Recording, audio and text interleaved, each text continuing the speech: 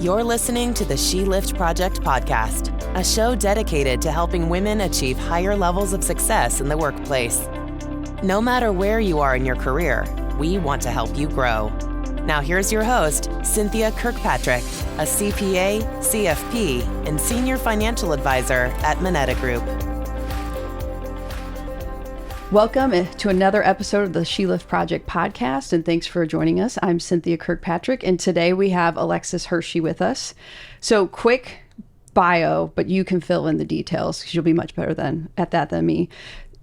I wrote down here, impressive professional and volunteer record, that you're the Chief Digital Officer at Midwest Bank Center, and you also do some things on the side on boards, which we'll talk about, I'm sure, but also another thing which I'm sure we'll spend a lot of time on today because, wow, if only I had known this however many decades ago, helping women, people of color, anybody really disadvantaged in their salary negotiations and helping bridge that wage gap. So I'm going to stop talking and let you tell us, what do you do? So I work for Midwest Bank Center, which is a community bank. And a little bit about how I got there was I was working at Citibank for about 17 years. I'm very active with United Way, and the CEO of United Way is Orv Kimbrough. He pivoted from being CEO of United Way to be CEO of Midwest Bank Center. So as soon as he took that role, I called him up and I said, if you need somebody to run digital, I'd love to do that with you. So there's a huge difference between working for an international company and a very small community bank. So what I do looks very different in this role than what I did 4 years ago. When you say, if you need somebody to do digital, what does that mean? I mean, I'm thinking phones, I'm thinking computers, but there's social media, but that may be an advertisement. Right. Some of that may apply to what you do. Some of it may be a totally different stream. That's out of my skill set of what that is. So when you say do digital, what does that mean? But that's true of our whole industry in terms of digital. So any digital role can have many interpretations. And so what it looks like for me today is we turn on and maintain systems. So any system that our employee uses, any system our customers interface with, my team is either turning on new functionality for that and also what we call keep the lights on. So making sure it works. Oh man, stress. I imagine, like even just having to test systems to make sure to find what's broken and fix it. And you're talking about the banking system, exactly. Clients, employees, all of that. I imagine a big ball of intertwined stress in what you do. Lots. And so we have so many systems to make sure. So even though we started 4 years ago, very paper-based, and what we're trying to do is digitize everything after the handshake. So as soon as we're very relationship based, so how can we help our customers transact with us digitally?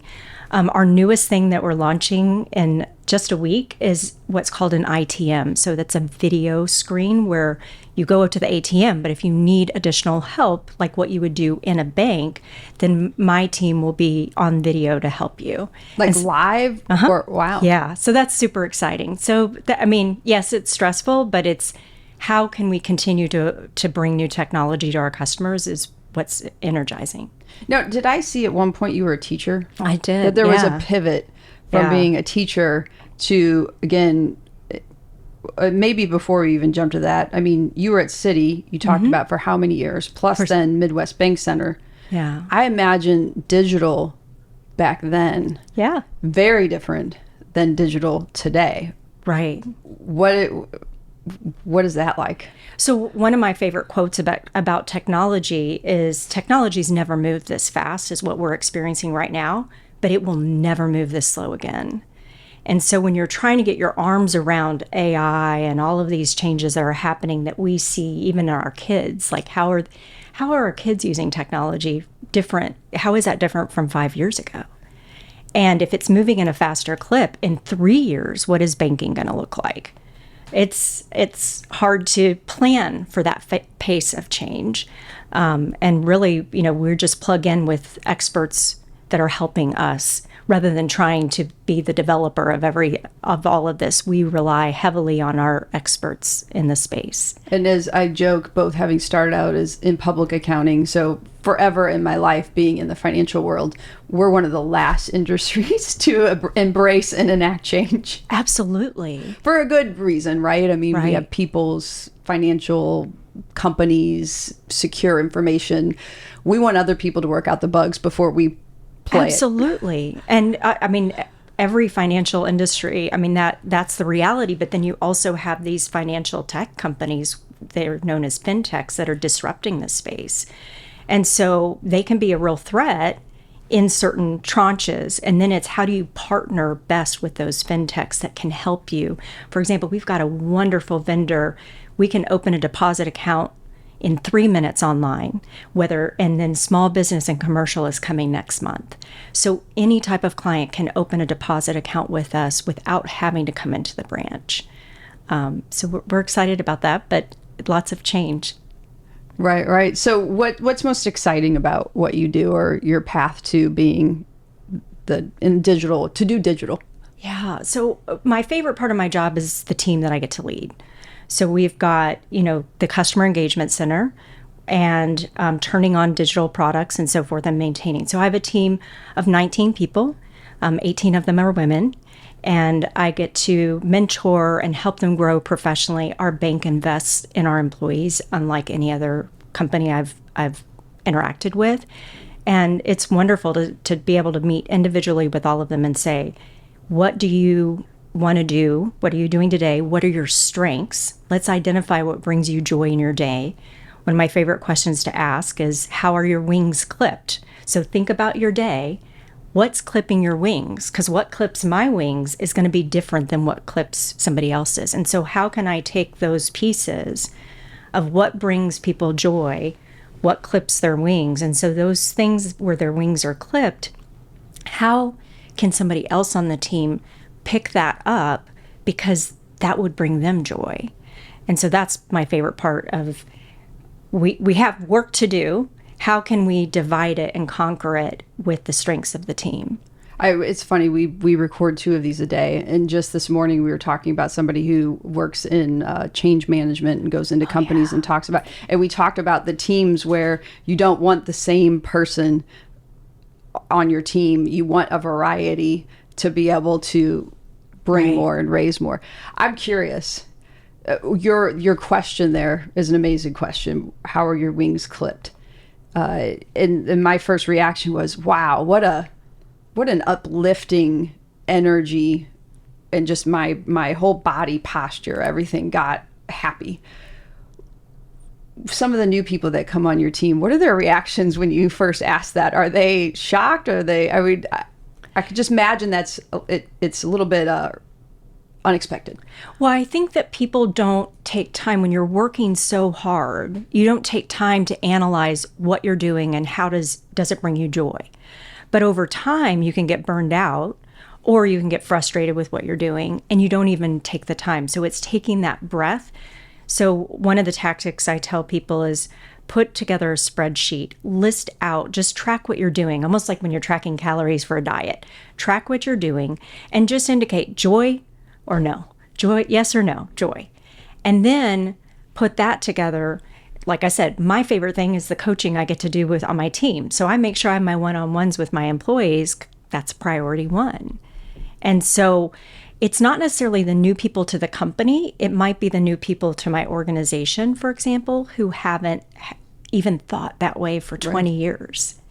And so how do you meet them where they are? When you talked about change management, that's the hardest part of our job, because it's relatively straightforward to turn on a system. So I can bring a Salesforce system to the organization, and I can predictably plan that out and turn on the system. But it's getting people to use the system. It's getting people to think about their processes and change their processes. So whether it's in my own organization or whether it's across the entire bank, that's where the hard work goes. It's less about the digital building a system, and it's more about probably figuring out not what's only needed today, but what might be needed in 6 months, a year, 18 months, and then working on building that, but getting all the people on board to use it. Right. Because their process works just fine. Like it really does. But we want to grow. And so in order to grow, we have to change our process. And so I think I have a secret bullet. I've been hiring technical project managers for years. And that's one of the biggest changes for me is the type of employee that I needed to be successful at Citibank was different than the type of employee I needed to be successful at Midwest Bank Center. So learning that. So I hired a brand new project manager who was a social worker. She had her master's in social work. So she knows how to meet people where they are. And she's got her PMP, which is the highest level of project management. We invested in that for her. And so she's got the skill set of being a project manager, but also those soft skills of being a social worker to meet people and say, hey, I know this is hard. And so that's been our secret sauce. When you were sitting here, I never would have thought you have said a social worker. I know. How did that happen? Well, through Focus St. Louis. So Focus St. Louis, they have a women in leadership program so I've done coursework all through my PhD. The Women in Leadership program was the best educational experience I've had in my whole life. Wow. So it was less than a semester. It was in the midst of COVID, so we were all virtual. And so I met this woman. The instant I met her, I was like, I want her on my team because she took charge of the meeting. She followed through I'm used to having to do that. And so she came into the meeting and was just like, this is how we're going to do it. And I'm like, I want her to work for me. And she thought the same thing. So we were like, we're putting it out to the universe. You're going to work for me. And it eventually came to fruition. Who approached, I'm trying to think of the setting here, the picture, right? So you're in these virtual meetings. Who approached whom first? How did it even come up? I think it came organically from both of us.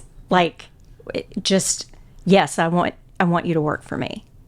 Well, and something you mentioned earlier, I'm sure my husband's in the corner recording this. He's probably like, she better not forget to ask about this. You said of the 19 people on your team, 18 are women. Yeah. I was also not expecting that. I mean, and my brain's going in a million different directions. I'm like, okay, I'm thinking technology, probably more heavily men. Maybe not, though. Maybe my perception's wrong.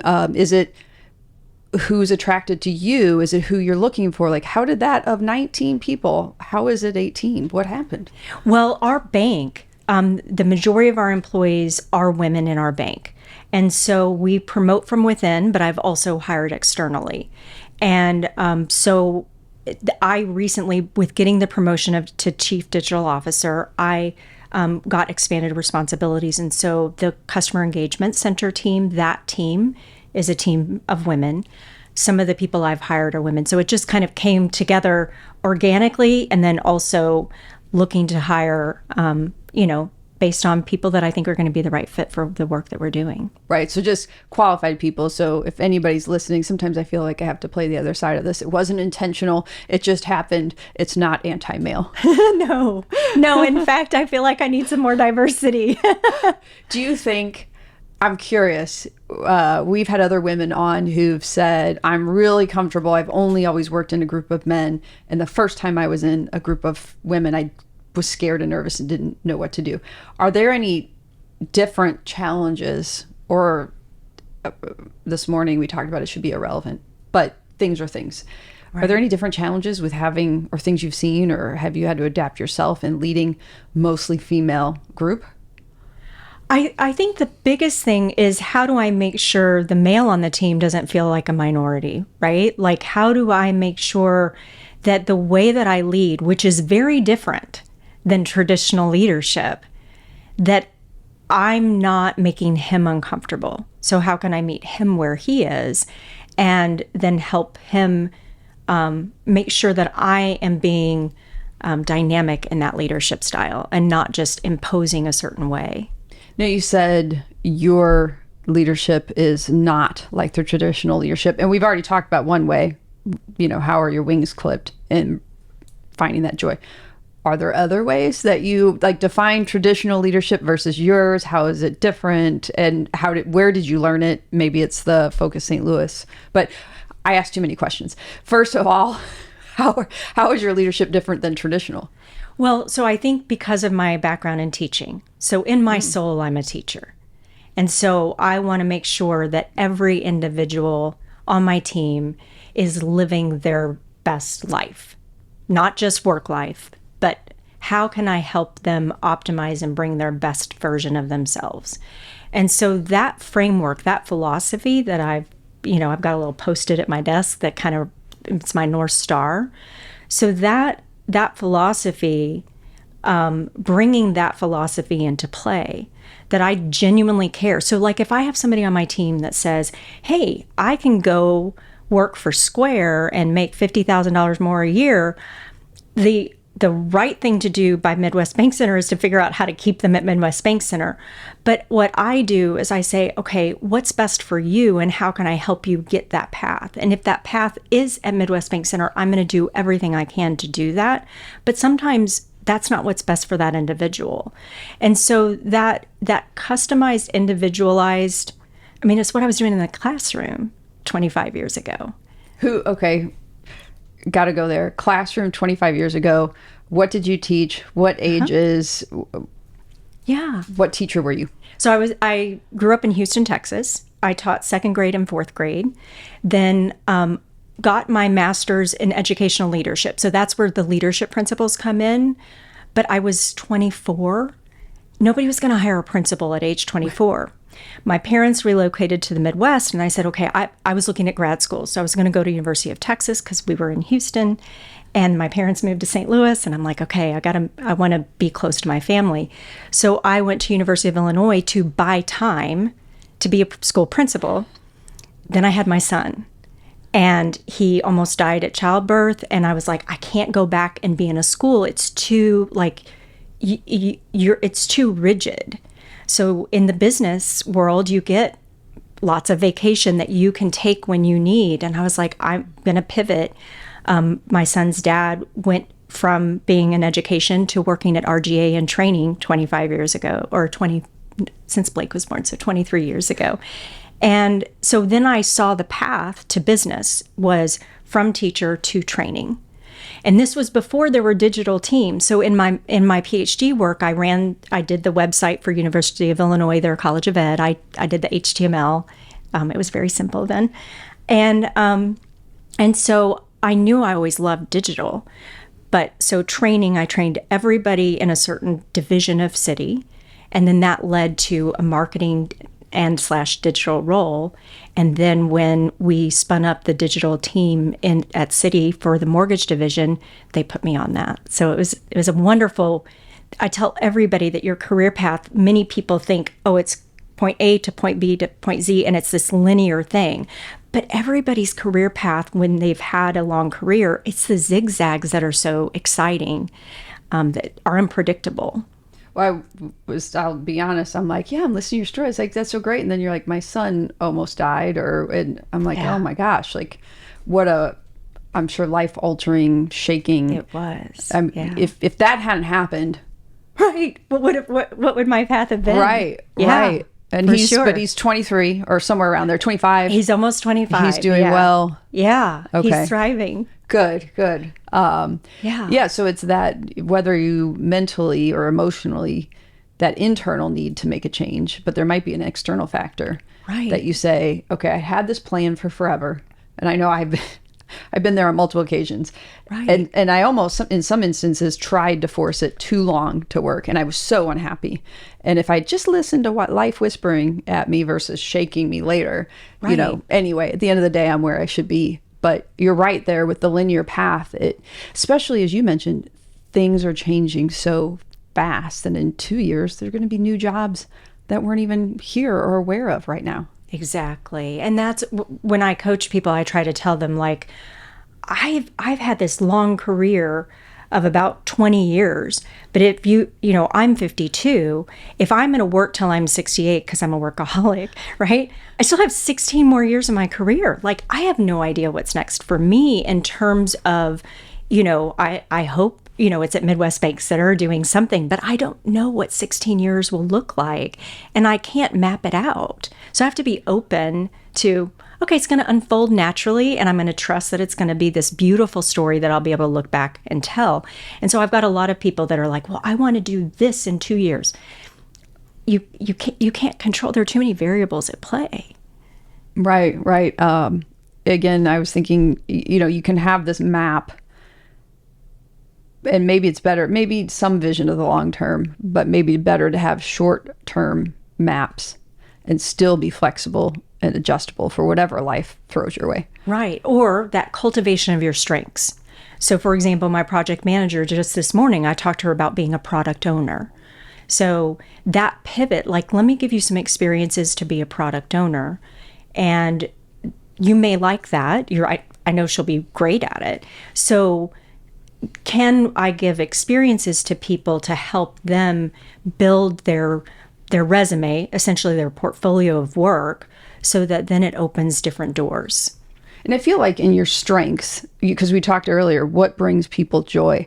Often it's where our strengths are, because it feels dang good to be good at something.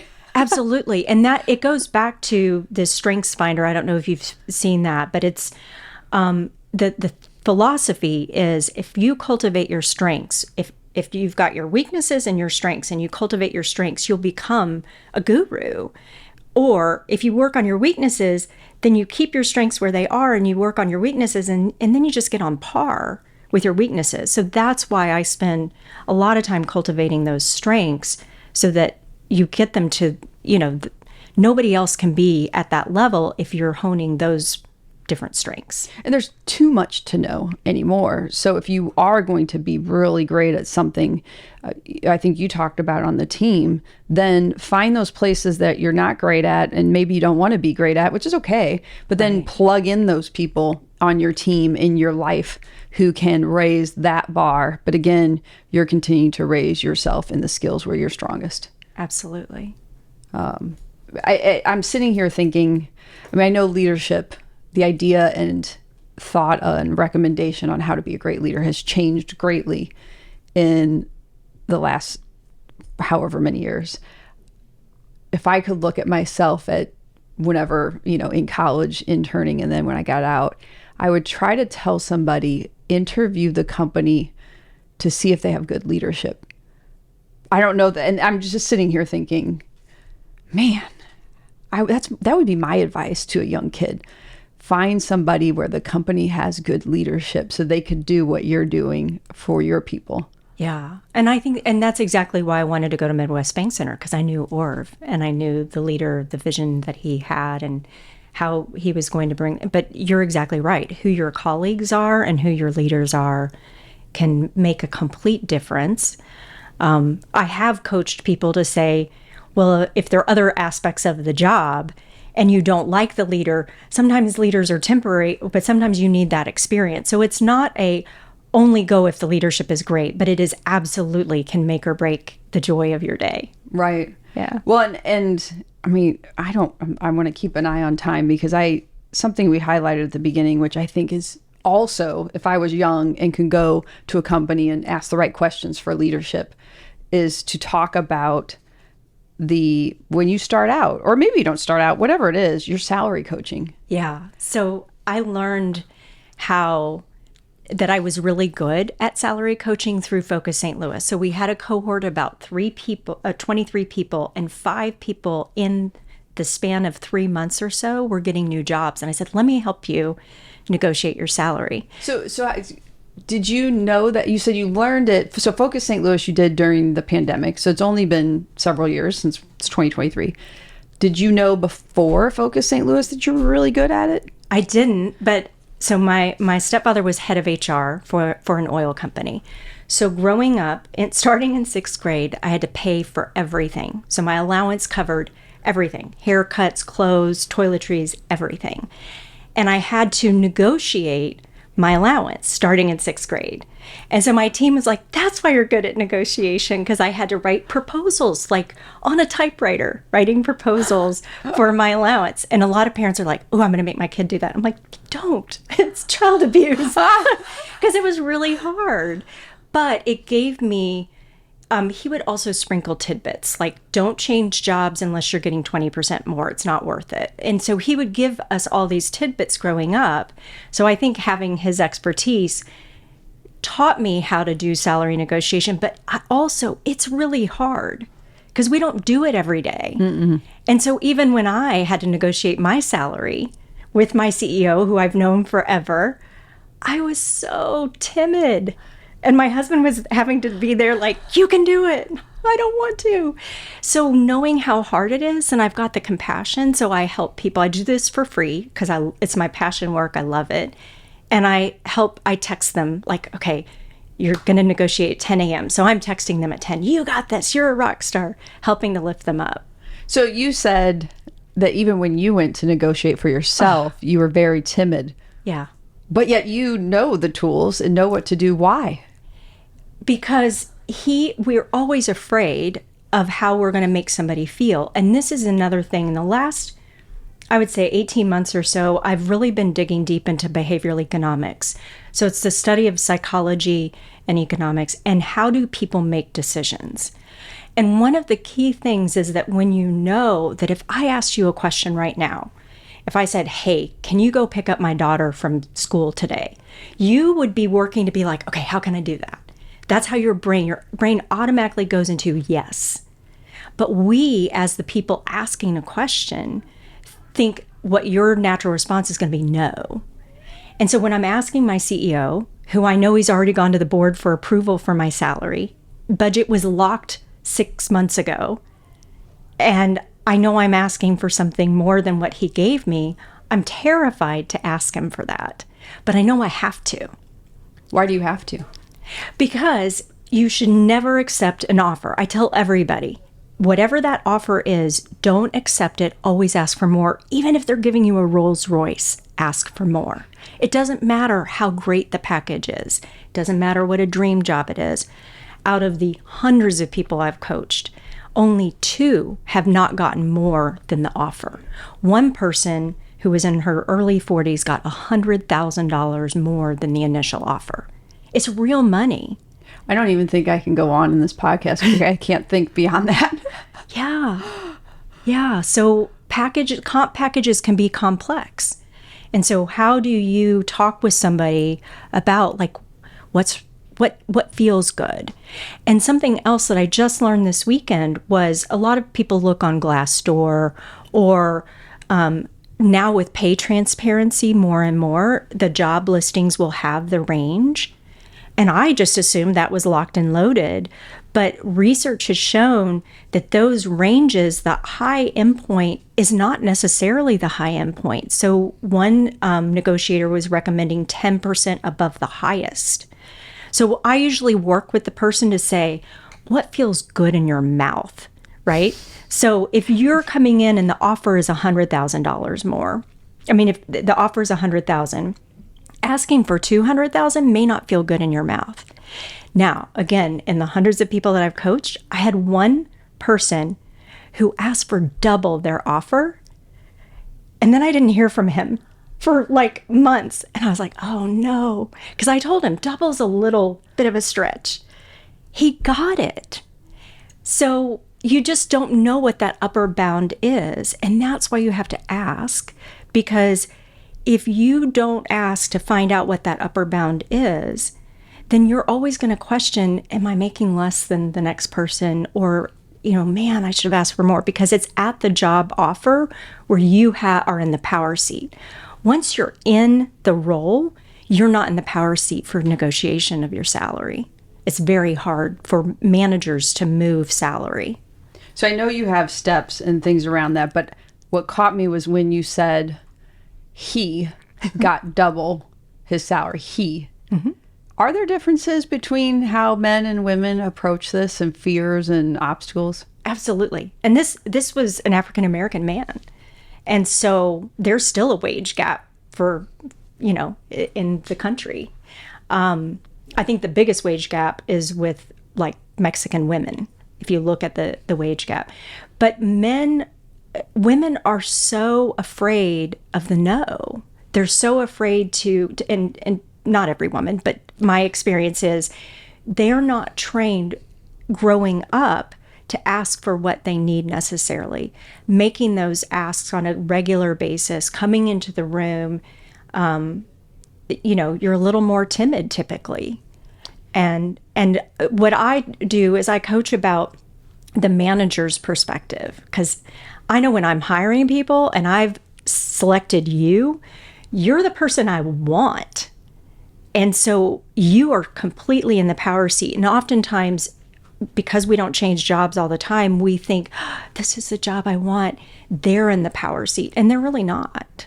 Well, it's funny what you said there. My 11-year-old, almost 12-year-old, just not too long ago, took her and her sister to get their haircuts, and they kind of wanted something similar. So we get home. I don't know if it was that night or the next day, and she's very shy, timid, sweet as can be, would cry if she made a mistake, right? So she's like, I could tell something was wrong.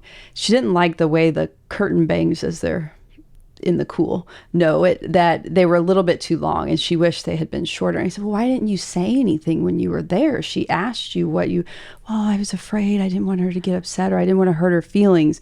And I said, so we sat down and I said, so there's something you wanted and needed. She asked you how you felt about it, and you said it was okay, but what you really wanted was it to be a little shorter. And now we're gone. We can't fix it here. If we fix it, we've got to go somewhere else. We've got to pay somebody else, Right. So now you've got all this internal struggle. So just within the last month, I'm trying to coach my daughter on how to speak up. And I'm 45 trying to figure this out still. We all are. Speak up and ask for what you need, both among people that are your closest family and then beyond at a company. And that's where I think practicing asks that are outside of salary negotiation. So there's this wonderful book called Influence is Your Superpower. And Zoe Chance, she's a professor at Yale. One of my bucket list items is to go study under her. She's brilliant. But I stumbled on her because a group I was mentoring wanted to learn more about influence. I was like, cool, let me read this book. And it's all behavioral economics. So it goes back to how people make decisions and how do you become more influential. And it's really about practicing asking. So she has her grad students go and ask for very random things that ends up from having nothing to one group got a car because they kept trading up and building up. But I think starting with, any kid but we don't think about, okay, I need to practice asking for what I want so that I'm comfortable when I really do need. Because we probably all have so many examples of ways that we just didn't ask for what we wanted, even if it's at a restaurant. Right. Not wanting to put somebody else out. It's not that big of a deal. Exactly. And maybe it's not that big of a deal there. But to your point, at some point, being able to ask could be a very big deal. And getting that practice together. I really like that because when I was younger, it was basically, kids, you get what you get and don't throw a fit. And my kids repeat that all the time. And I'm sure you can go overboard and be obnoxious with asking and putting yourself first always. Right. But we teach kids, share, just let your younger brother or sister have it. You'll get it eventually. And so we keep teaching them that your needs, wants, and matters are below others. Right. And so if we could, when we go to the grocery store or anywhere, the restaurant, just make them ask for extra napkins or ketchup, and not the parents do it, but ask the kids. Wow, this is really great advice. Both from, and I need to start doing this. I do too. It's not too late, everybody. Right. It's never too late. As you said, we've got decades in the business world and to live in general. Just keep asking, make a lot of smaller asks. And that's so easy to implement. So thank you for that tip. I love that. And those that ask, they get better grades, they get more promotions, they get higher pay. So there's a true benefit to those folks that will take the risk to make the ask. And it's funny because and I still do this, but I've long joked about how can my husband know what I want or need if I don't tell him? He can't read my mind.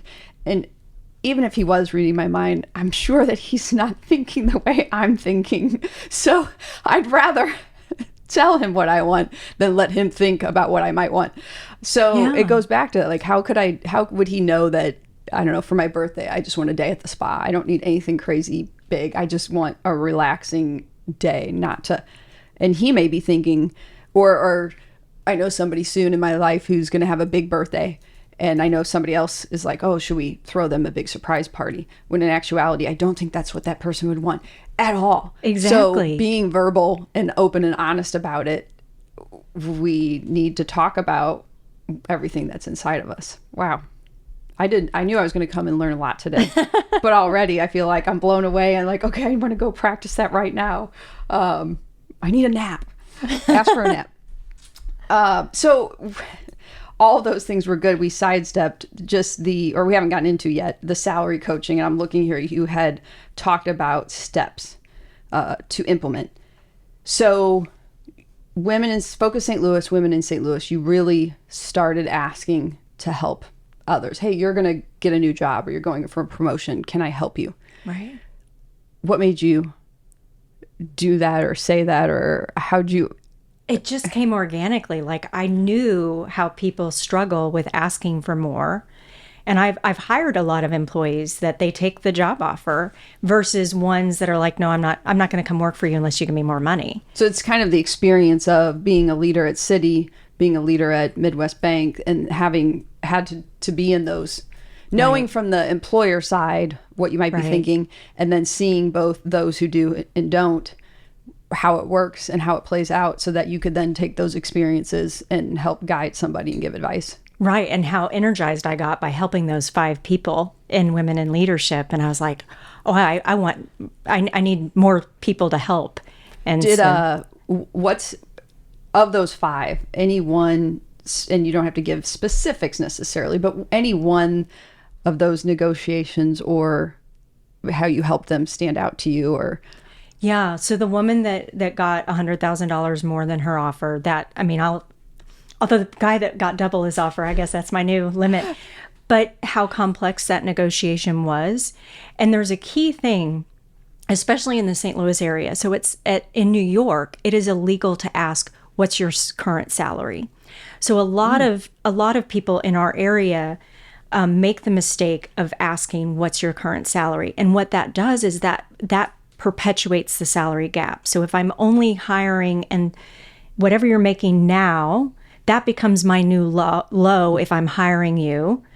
And I'm not going to give you a 30% bump. So you have to that's one of the key points is do not share your current salary. Because so this person, through the negotiation, the hiring manager kept asking, what's your current salary? And I'm like, do not. How do you respectfully not answer that? So I have some scripts that I provide, and one of them is my current employer, requires that salary is confidential. And so I cannot break that confidentiality. I can't share that. And that is really good at shutting down the conversation because it shows that you're ethical because you're going to comply with your current employer's rules. And salaries are confidential. And in fact, in New York, it's illegal. So, more companies need to learn to not ask that. It's many progressive companies know to not make that ask. So in that instance where you said an extra 100,000, sounds like one of the key factors to her success, or at least the starting block, was she never told them. Right. Her. And it was so hard because it goes back to that, if somebody's asking you something, you want to give them the answer. And you want to please them. You want to comply, and you want to make sure you're not going to lose the job. And so lots of conversations, lots of texts. You've got this. It's going to be okay. They want you. You don't have to give them your current salary. So what's next after that? So don't give them your current salary. What are the next steps? So what you try to do is they're going to want to talk what your salary requirements are, and in behavioral economics, whoever shows their cards first loses the power. So what you want to do is try to get the company to tell you what their range is, what their budget is. So one way that I would do this today is if somebody approaches me and says, hey, I've got a job where I think you'd be a good fit. I may say, hey, I'm not looking to move, but what's the range that, what's your budget? And so the recruiter can give me the budget, and then I can say, oh, I'm in budget or I'm out of budget. But that range is okay, but you want it coming from the company first, ideally. Now, people that I coach are in different stages of getting a job offer. If you've given them what your salary requirements are, that doesn't mean you can't change. And so that's another thing. People think, well, I told them I wanted to make $100,000, but now when I'm thinking and I'm hearing the scope of the job and how many people are reporting to me, this is a lot bigger than what I thought. Or maybe it's not bigger at all, but then you learned, oh, I need to ask for more. That's okay. I've had lots of employees and I've had lots of people I've coached that gave a number at the beginning and then changed what it was. And again, they want you. And so they're going to give you what they can. So hopefully, if you haven't shared already and a recruiter or somebody comes to you or that company comes to you, ask them, as you said there, I may or may not sure I'm really looking to make a change, but what is the range that they're offering right now or working within? And that gives you a starting point. Exactly. And then you don't really say, I'm very flexible on the range. I need to know what the scope of the role is before I can tell you what my salary requirements are. It's really about understanding the role, who you're going to be working with, and then once they put an offer on the table, that's when there are various steps once the offer comes in of trying to the goal is to get your base as high as possible. Because anything else they can take off or whittle down like bonus. So a lot of people want to do base and bonus together. Only focus on the base and get it as high as you can. Different negotiator experts will tell you different strategies, but I don't ever deviate from that. It's like, okay, what do I offer for this or that? Well, I need to know the details of what I'm buying first, right? So I need to know the details of this role. I can see the range, but I might have to change from that depending on what you tell me I'm in charge of or doing. Exactly. And I need greater clarity. So until you get to the point where you're ready to offer, then we're not going to talk salary. And then that was your third point here. Ask for, get the highest base that you can. Mm-hmm. And now you said here, your hope is that they'll come right under your big ask. What do you mean there? So with, again, with behavioral economics, you're more likely to be successful if you make a big ask and then they say no. So you're trying, this is what terrifies everybody. You're trying to get to no. So again, using $100,000, the offer comes in at $100,000. You get the number that's comfortable in your mouth. Okay, I'm going to say 120. Somebody may say 140 is comfortable to me because that's what I wanted. So whatever that number is that's comfortable, go out with that number. But what a lot of people may be a little bit more timid and they may say, well, I'm going to ask for 110. No, ask for more. And what you want them to do is tell you, no, they can't do that. Because if they say yes on that base, then you're essentially done with negotiation. And you want to get to the next step of negotiation because you want to get your base as high as they'll take it. So then let's say you ask for 140 and they come in at 130. So that big ask, they failed to meet your big ask. So now they're feeling like they need to give you something else. So then you come in with non-monetary or near monetary things that are important to you, or maybe the bonus. But let's say being offline from 3 to 5 p.m. is really important to me. So then you get the 130 and, okay, here are 3 things that are important to me. I want a 15% bonus. I want to be offline from 3 to 5 so I can be with my kids and do homework. And I want an extra week of vacation. And they're more likely to give you those things because they've said no to your big ask because they know they didn't meet your mark. So the goal, which is hard, is to get to the no. Get the no on the base. Yeah. And then that sets you up to negotiate more things. So then your whole package has more value. Because if you get the yes right away, 1, you're locked in, but 2, you left something on the table. Absolutely. Which is, as you said, once you're in the door, it's going to be really hard to ever make that up. Yeah. One other interesting tidbit is that I did help a nun negotiate her comp package. And for her, money was not important, but time and flexibility were. So I think that's another piece, is that a lot of people feel dirty or greedy on talking about money. And so I also talk with them about, well, why is money important? A children's 529 plan or retiring early. What's behind that? Why this money is important to you? Because some people be like, I don't want, money's not important to me. Well, money affords certain opportunities. So what are those opportunities that you're seeking? And then we focus on that. So you don't feel, you don't have that stigma that money carries for many people. It may be more, the taste won't be so bad in your mouth when you figure out what that number is that feels right in your mouth. Then it's like, oh, wait, no, my kid's college, I got to save for that. Now, you don't share that with the employer. That's the other nuance, right? Like, what do you bring to the table to the employer? Now, here's a question. So, and I've just thought of this. One thought that came up in my mind was, you're going to work for this employer and you don't share it, which I 100% understand and agree with. And then my brain switched to, well, is that open and honest? And you want to build this relationship as an employee, as a team member based on honesty. And then you came in, I know it's silly and an unfair thing, but I'm sure people probably bring that to you when you coach. Like, is that something that is stuck with them? It depends on what that honesty component is. Not answering and saying, I'm not going to tell you, is you're still being honest. And so that open and transparency, it's what's important to be transparent about. Usually what I tell people is when I've got somebody negotiating, I know, hey, depending on their role, I'm going to be a really good negotiator for you. And here's my first way to show you that I'm just not going to take it, right? Like, I'm going to work hard for you, just like I'm going to work hard for myself. So that's I hadn't thought about it that way. That's a really great way to think about it. A lot of this is mindset, I think, as you said. Yeah. Figure out your why.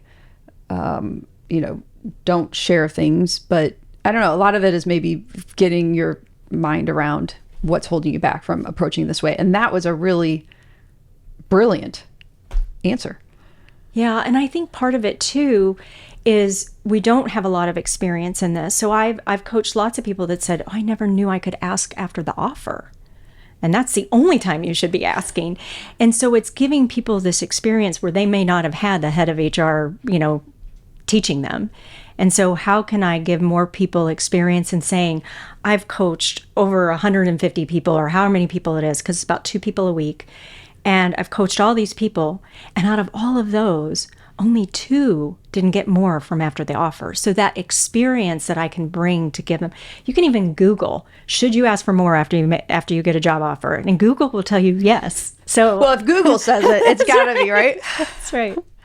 So you mentioned 2 people a week. Mm-hmm. I mean, there's 52 weeks in a year. Yeah. How does that work? I mean, are you getting 2 new people every week, or are you working with 2 people? Okay, it's going to take 4 weeks to get through this process, and now there's another. I mean, how do you have time? I do it on the weekends, some nights, depending on the timing of the salary negotiation. But really, it's the joy that I get so much joy from doing it. And so it's more about getting people organically through, because I do not want to make a business out of this. This is not my job. And so people building that trust. So people that I coach and I say, I mean, most of them are strangers. And so it's like, make sure you tell your friends and family that I do this and I love it, because people are afraid to come to me. And I'm like, you don't understand how much joy this brings me. Well, and so they're afraid to ask you. So They are. Work on making the smaller ask. They're probably afraid to ask you, because in my head, I would think she's a mom. She's a chief digital officer at a bank. She's Right. coach or, running a team of 19, and she's got to be crazy busy and kids. And I would just be putting her out. I'll just figure it out on my own. No, but it's my passion. So that's right. So they're, again, maybe because of the way my brain works, they're giving you the opportunity to help and the joy from helping others. And Yeah. And just imagine the ripple effect, right? Like each person, I give them the presentation and I say, go share this with people. So if each person shares it with 6 people, that ripple effect. Because now some of the people I've coached are coaching other people in their network. So the presentation you put together, is this something, I mean, the presentation you have, is it something that you put together? Mm-hmm. Is it just by your experiences and you've seen with the people you've coached what works and you say, boom, boom, boom, here we go? Right. And I tweak it every so often. Like this weekend when I read an article and I was like, oh, I didn't know Glassdoor was low. I didn't know those ranges were low. So as I learn more, I put more in the presentation, and then I present to the women in leadership in spring and fall. So I come in and give them the spiel. And then that's another cohort of people that are part of my network to then come work with me when the time is right. I mean, we're still new in this podcast, but wow, I'm going to keep sharing. Please. You're going to be busier. I love it. At least I hope so. I hope you're so going to be too. busier. Anything else along that line? So I guess if people want to find you for the coaching, it's word of mouth. It could be LinkedIn. LinkedIn is the best way to connect with me if you don't have my contact info already. I don't do voicemail, so I do text and LinkedIn. But yeah, it's funny how those memes, right? With don't leave me a message, just text me. Yeah, the thought of answering the phone or listening to a voicemail is just tiring. Because, my job, 8 to 5, I'm in meetings nonstop, so I can't take a call. Right. Yeah, that's a good point. So you're open to, you love helping. People don't hold back if they need help on negotiating for a new job or a raise. I mean, would that be something too? Not just a new job, but a promotion? I do that. It is hard. And so I have a process. I tell them, but it's a lot of work for the employee. It's a lot of work for the manager. So you have to partner with the manager. But I do talk with them about how to do it. But even my hands are tied in terms of if somebody came to me today and said, I want a raise, I'd be like, tough luck. There's a time and a process, and let me tell you what it is. And let's work together to get you there, but I can't guarantee it. What about the promotion, though? So somebody is going for a higher level. Yeah. So if it's internal, the promotion, so like at City, it was set what those percentages were. So the best, if you want to grow your salary, the best advice I have to people is change jobs every 1 to 2 years. And you're going to skyrocket in your salary. And change jobs, change companies. Yeah. Does that end up looking bad on a resume anymore? Not at all. No. There's some, I would say, more traditional hiring managers that would be like, what's their problem? But I hired a project manager who had 20 different companies as experience in 20 years. And a lot of people are like, ooh, that's a red flag. But she was able to come in and survey the landscape better than anybody because she had all of those different company experiences. So it brings a wealth of knowledge. Right. There's that in a lot of places, hire from within or promote from within, which is great and can be great. But there's also that value of experiences that are varied with different leaders, probably teaching you different things, different teammates, different cultures, different companies. I mean, as you mentioned, City is so different than Midwest Bank. Exactly. So to have those varied experiences to draw from are probably helpful and not, depending on how you position it, not always harmful on a resume. And I think that a lot of people are reluctant to change companies because of some myths that they carry. So that's something else I ask my mentees is, what are the myths that you're telling yourself about your job and why you may need to stay? So people may say, well, I get to work from home in this role, and I won't be able to work from home in my next role. So that's a myth. You don't know that. Or I have flexibility. Well, guess what? Most companies are giving their employees flexibility. You've built trust and so forth, and so you feel like you've got more flexibility. That doesn't mean that another company won't give that, or may not even, I'm biased, but Midwest Bank Center has a wonderful culture and flexibility and things like that.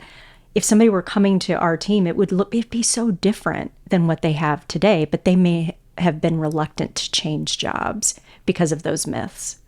I would say, just from hearing what you do and how you are as a leader, not only there, but how you're helping others, not even in your role or your job requirements, I would be like, wow, that'd be a great leader. to work for, an environment to be in. So if you're out there listening, looking for another place to go and learn and grow yourself, not that you're hiring right now, but I would look at working with Alexis at Midwest Bank. As I'm sitting here, I'm thinking, wow, her kids must have had such an advantage potentially in their careers. I don't know the age of your kids. I know one is 23, 25. Your stepfather taught you this when you were a sixth grader, which you said I don't advise. But did you either do something similar like that for your kids, or have you helped them in their negotiations? So not from an allowance standpoint. They'll do chores and jobs, and I'll talk with them about, how much an hour they want to make. But my son did not go to college, and he works in telesales and got a manager position just recently. And so I helped him negotiate his salary and talked with him about ways that because it didn't meet what he was hoping, how he can move the needle on that. So absolutely, it's in my DNA. So that's interesting. I think a lot of younger people now are wondering, with the landscape of college, do I need to go to college? I'm done with school. I often wonder if they're making high schools harder now to where kids don't want to go anymore. That landscape, and maybe it's even in your negotiations. How does not going to college and having that college degree impact the roles you can have, salary negotiation, any of that? On salary negotiation, I've had employees who did not go to college. It doesn't matter as long as the role. But I think a lot of roles that have a lot of growth absolutely have college requirements. And I do think that, for example, just personally, my son, I think that he's keeping some doors closed by not having that degree. But I totally understand college isn't right for him right now. But I do think when he's 30 or so. But how are colleges going to change? You can learn how to do almost anything on YouTube. So why do I need to go to school for certain things? Right. And the costs can be so prohibitive to where, that's what we're facing right now is, does it make sense to our 16-year-old, almost 17-year-olds thinking about that? Do I take what would have been that money, not go into student loan debt, and try to start a business? And wow, what a learning environment that would be. Absolutely. And I think that's something that our kids who are 13 and 15 are, it's going to continue evolving. You look at the things that are offered like master class and all these things that you can learn and certificates that you can get through Ivy League schools. There's lots of opportunity to get targeted learning to help you progress your career. So for those out there who are like, okay, great, I love what she's doing, but I don't have a college degree, or I'm sure a lot of doors will be closed to me because of that. Not necessarily a reason to not contact you or to seek the help or to make the ask and go further. Absolutely. I think there's so many programs in our community even that are helping people learn certain skills. And it's knowing, where do you want to go and what's that path to get there? What are the resources that we have? Like Launch Code is teaching a lot of folks how to do technology. So I hired somebody who was in the nonprofit space. She went through Launch Code, who taught her how to be a developer. She didn't have any development experience, but she came referred by somebody that I trust. So I wouldn't necessarily hire anybody off the street, but the referral makes a huge difference. And she has done more than anybody that I've ever had in that role. It's remarkable. Right. It's not always the degrees or the accolades that make the best, employee, team member, et cetera. It's probably behind that for her. It's just her grit and her grind, and maybe her point of, I want to show everybody else that I belong here. And so she works harder. Well, and she got the skills that she needed through Launch Code. And so I think that's another piece, is whatever you get your degree in, ask anybody who has 20 years of work experience. Most of them aren't doing what they majored in. That's so true. And the other question, I thought where maybe you were going with this, is ask them, what do I really need to know to be good or successful in this job? Because if I go to college for 4 years and I take the history classes and the world religion classes or whatever, not that those aren't important by any means, but should we be spending that much money and time on 4 years when you could get a more concentrated degree or certificate or whatever, build those skill set faster, quicker, and what companies actually want to then join like that. But then to your point, the network, then you got to make sure you have a good network, I would assume. Absolutely. And I think that's what colleges are great for, is those networks, right? But what you study when you're 18, do you know what you want to be when you grow up? Come on. I still don't know what I want to be like in 10 years. So Right, because I mean, however many years ago, you wouldn't have thought salary negotiation would bring you such joy. And you said a lot of the leadership stuff, the real value that you got was from Focus St. Louis, which was only a few years ago. So it's constantly learning and evolving. And I think about leadership as we know it now, parenting as we know it now, mindset training as we know it now. It wasn't there 10 years, 15 years, 20 years ago. So yeah. Exactly. Where do you want to be in 18? I don't know. Tell me all the job opportunities that will be out there in 10, 20 years. They're going to be so different. Yeah. And as you mentioned earlier in this podcast, especially in digital, it's the changes. I think you said something like the change is the slowest it's going to be right now. So we're just going to keep seeing it exponentially change and change. Absolutely. And what AI is going to do for us, we can't even wrap our brain around. Do for and maybe against us to an extent. Yeah. And I'm sure with your digital officer brain mindset, there's probably a lot of that too. Like how are people going to use that to break systems or break into systems? Absolutely. Yeah. What an amazing story. I mean, going from teacher to then needing flexibility with your son to Citibank, to the whole teaching. That's really what got you into it, to Citibank, then to Midwest, just by relationships. Sounds like getting involved, Absolutely. Putting yourself out there, relationships. Yeah, your network is your power. What are your best networking tools or places to get out there and network? So I'm not from St. Louis. So my mom was a leadership giver for United Way, and she brought me to an event, and I met so many people, and that's where I met Orv. And so United Way has a network of 7,000 leadership givers in our area.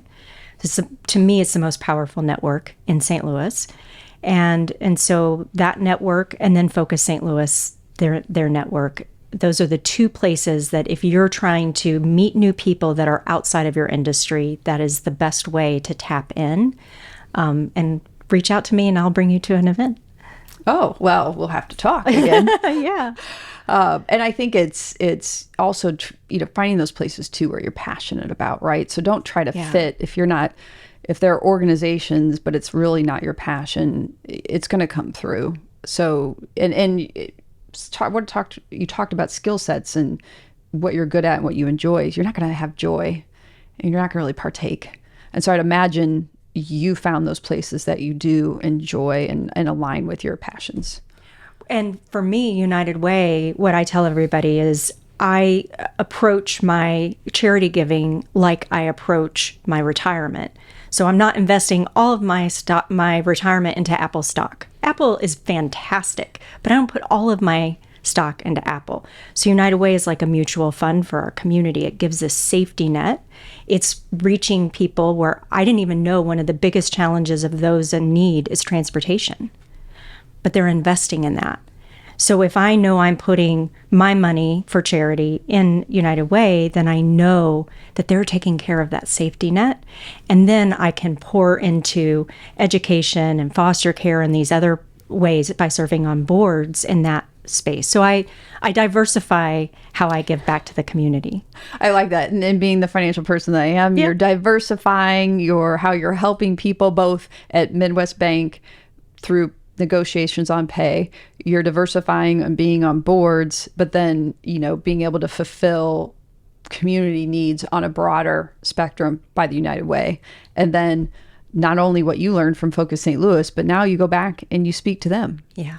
How often I'm thinking if people are out there and like, I have a group and she should really speak. How often do you speak to other groups?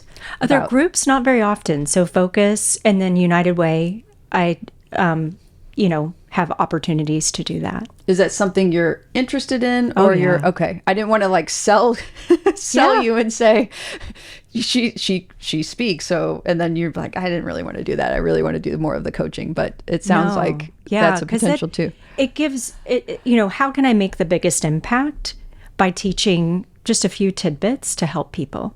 And it goes back to your teaching roots. Yeah. So all along you're a teacher, just maybe not in the conventional set or way. They don't pay enough. Right.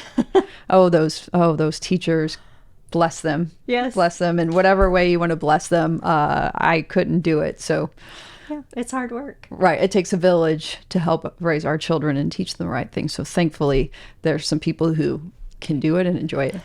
That's right. Well, what, if anything, that we did or didn't talk about today or that we didn't get to? I feel like we've gotten through so much helpful advice, and I could listen to this multiple times and still pick up new things. Anything else that you would want to share that we haven't shared today? I think we've covered quite a bit. I would love to get to know more people. I love building my network. And so I hope I get to connect with more people through this. Great. And I think one good way to think about it or end it is go back to thinking, how are your wings being clipped? Yeah. That's such a powerful vision. And you think about wanting to be free and enjoy. And if you're clipped, right, either find the people who are going to ask you that and help you, and maybe get away from the places that are clipping you. And do that at home too, right? Like, I don't ever want to clean another toilet ever. So, how can you delegate in home too? So you just fill your cup with joy. And don't feel guilty because, when my kids were little or didn't have kids, I could clean the house and clean the toilets. It wasn't a big deal. I absolutely hate it now. And either the with kids... With teenage boys. Yes. and with 2 other girls in the house, and we all have long hair, and that's just another problem too. So I'm happy we have that, but I'm at the point where it's give myself the grace to hire or to make the ask. That's more right. Help, because it's okay to say, I don't want to do it anymore. If you moved on to different, maybe bigger, better things. Right. So to find you, I think we earlier said, especially on the salary coaching, easiest way is probably go through LinkedIn. Absolutely. Any other ways? I mean, I imagine you might be listed on Midwest Bank's website somewhere. You might not because you're more internal, but it sounds like LinkedIn's the best way. Yeah, LinkedIn's the greatest. All right. Yeah, I'm on there a lot. Well, great. So everybody, well, I shouldn't say everybody, but I guess everybody, reach out if you want help, if you want to learn more, if you want her to come speak, or you just want to add another great person to your network who can help and bring so many learning and new things to your way of thinking, and just keep making a lot of smaller asks. That's right. Well, I really I didn't know what to expect going into today. You had met my husband first. I thought, well, I'm sure it'll be great. And this has been so powerful. So, Alexis, I appreciate it. Thank you so much for joining us today. I'm thrilled to be here. Great to meet you. This concludes another episode of the She Lift Project podcast. To hear more episodes of the show, subscribe wherever you get your podcasts. And to learn more about our mission of helping women reach higher levels of success, visit SheLiftProject.com and sign up to receive the latest news, ebooks, videos, and more.